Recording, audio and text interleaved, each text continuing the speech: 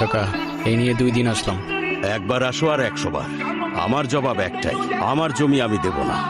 এখানে বড় একটা ফ্যাক্টরি হবে, আর 10 জন কাজ করার সুযোগ পাবে, আপনার এলাকা উন্নত হবে। আর সেটা যদি হয় লাভটা কার?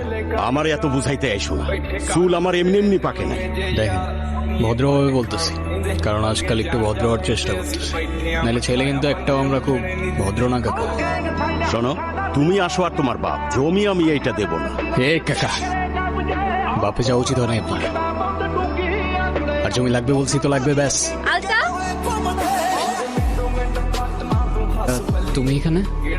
বাবা তুমি ভিতরে যাও। যাও না, আমি আসতেছি। আমি জানতাম না উনি তোমার বাবা। আর এসব আমি করতে চাই নাই। রাজু কাকা আমারে বারবার জোর করতেছিল, আমার কিছু করার ছিল না।